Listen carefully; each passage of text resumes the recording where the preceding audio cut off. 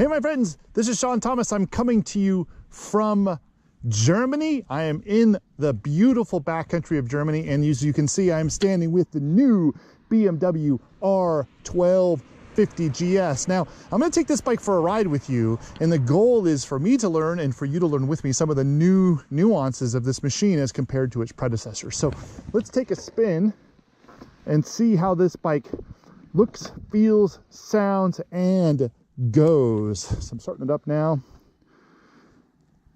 There we go. Everything's looking good. The first thing we'll do is start it up. Okay, now, wow, okay. So the first thing you notice on this bike is the sound. The quality of the tone is a little deeper. It doesn't have sort of the higher pitch tones that I heard in the predecessor. And I think that has to do with the new shift cam.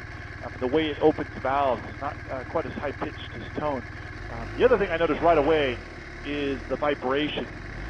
This bike has a lot less vibration than its predecessor. I mean, it's a twin cylinder bike, and twins vibrate. That's the reality of the bikes, but it is much more diminished than in the past, a lot smoother motor. So I'm going to switch the ride mode right now. I'm going to go into rain mode, and we're going to start there. Rain mode is the most relaxed mode in terms of torque curve. It's designed for low traction environments. We're going to see how this bike feels. We'll just take a little spin through the backcountry to start with. Here we go.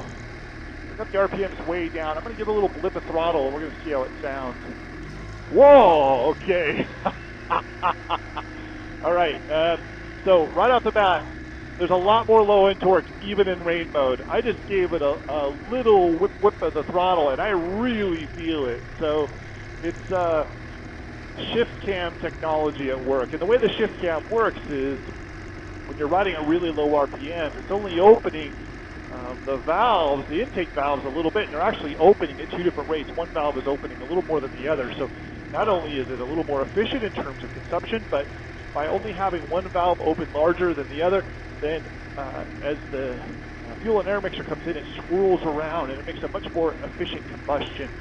The other thing is that the valves open and they close before the piston is all the way down to the bottom of its stroke. So what happens is the valves close and the piston is still going down, and that sort of makes it spring back up again and gives it a really nice end result. Is I'm really feeling the torque. The bike is very efficient. Now, I'm keeping the speed down. The speed limit in these little towns is about 50 kilometers an hour. So just feeling it out and giving little rolls of the throttle to see how it feels. And there's just, even in rain mode, the bike really wants to go. Okay, so we're getting out of town. I'm going to go and switch to road mode, and this is going to loosen things up. It's going to give me a little more power. No, this bike wants to go. You see, I already saw my traction control light come on. The roads are a little cool here, so and I'm running on knobbies. Knobby tires mean that there's a little easier to get the rear end drifting out. Road mode, the traction control is very active, and it steps in very quickly and keeps the rear end from coming out too far from underneath me. So now there's a lot about this bike that's the same as its predecessor too. The ergonomics, for example. You'll notice when you ride the bike, your ratio from where you sit and how your feet are on the pegs and how far your arms reach out to get to the handlebars is basically identical to its predecessor. And this is something that BMW has spent a lot of time ensuring stays similar throughout the model years because it's such a popular riding posture. Your weight is centered on your hips as opposed to being on your arms. Your arms are loose. And this is great for long distance touring. It's great for sport riding. And of course, if you go off-road, it's very easy to stand up and get into a standing, relaxed standing position or even an aggressive standing position. So it's really, really good. The other thing is the wind protection on the bike is really good. You see, I've got a short screen here. And the minimum goal of any screen is to keep the wind off your center mass. So basically right in your chest, right where this camera is actually, is where you want to keep the wind minimized and keep it clean. So the wind that does hit you isn't buffeting you around. It's very smooth. Of course, this is adjustable. I can bring this up if I want to get a little bit more wind off my chest, and I can bring it back down again. Other versions of this bike have different windscreen sizes, so you get a bigger screen, and it'll give you a little more wind protection. But you know, those sorts of things are very personal in terms of preference. Now, we're coming into we're going to get into some twisting here now. And what I'm going to do is switch the bike into dynamic mode. So I've just switched it over. And all I got to do is roll out the throttle and roll it back on, and now the bike is in dynamic mode. Now, in Dynamic Pro, you have 4 elements that are affected. You have your throttle response, so how much power you get changes when you change modes. Your suspension, how stiff the suspension is, changes. Your ABS brakes, how quickly it reacts, and of course your traction control. In this case, this bike now has dynamic traction control, which is reacts based on wheel spin, but also based on lean angle.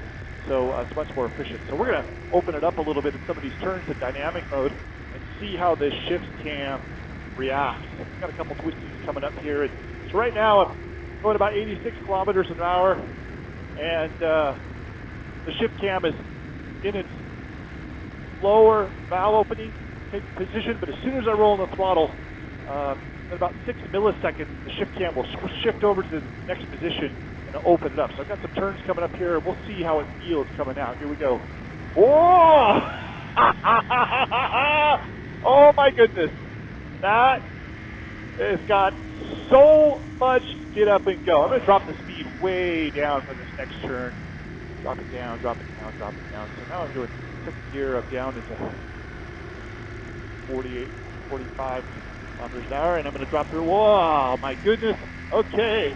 You see that traction control light come on. And I'm on knobbies. When you're on knobbies, they want to slip, especially when you roll the throttle through a turn. And in Dynamic Pro, the traction control is more relaxed. You can actually feel the rear end just have a little bit of drift before the bike intervenes and keeps it from getting too aggressive. Here comes another turn, dropping gears, dropping in, powering through. There is just so much power. It's really, really impressive. Now, we've had some fun on the asphalt. It's time to have some fun on the dirt, and I have a surprise for you. We are at Hecklingen. Hecklingen is the enduro park from BMW in Germany. This is one of the best off-road schools in the world, and we're going to take this bike for a spin in this enduro park. So I'm going to switch modes now. I'm going into Enduro Pro. So now the bike is tuned for off-road. The ABS on the rear brake is now turned off. The traction control is really relaxed, so the rear end can drift free, but it won't drift free for too long. It also allows me to loft the bike a little bit over jumps.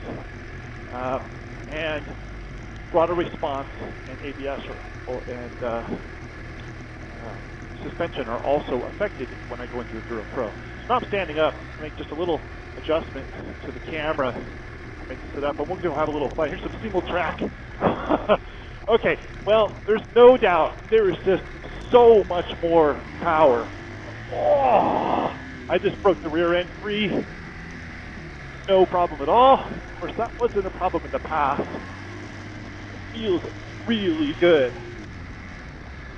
This bike has shift assist pro too, so I'm able to upshift and downshift without using the clutch.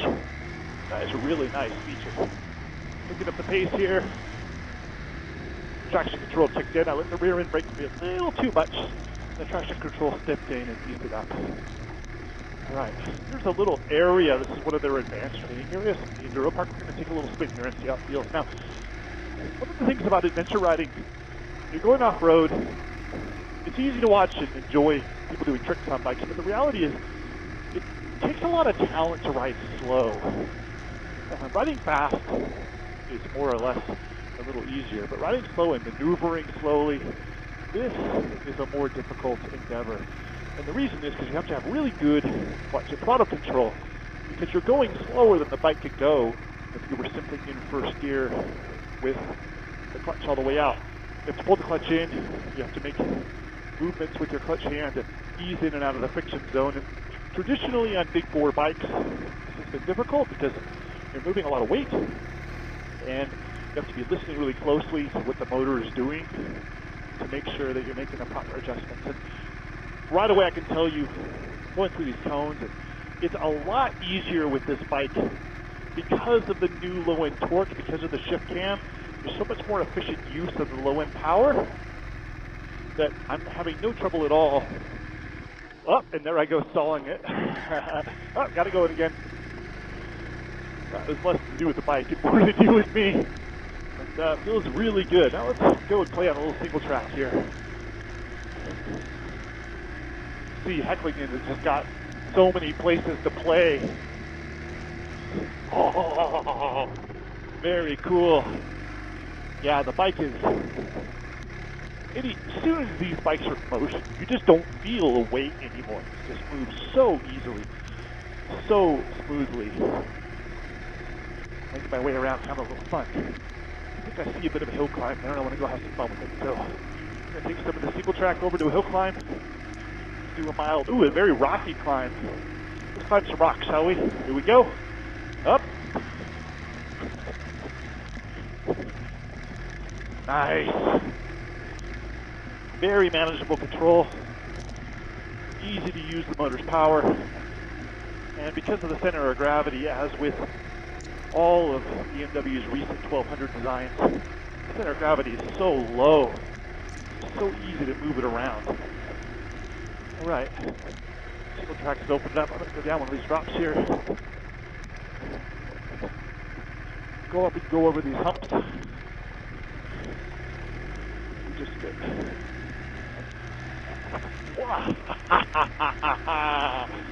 I love my job. Whoa! All right, my friends. There you go. The new BMW R1250 GS with the new shift cam motor. A spectacular job by the designers and engineers at BMW. Well done. Really had a good time. I hope you enjoyed this, and I hope to see you again soon. Rock on.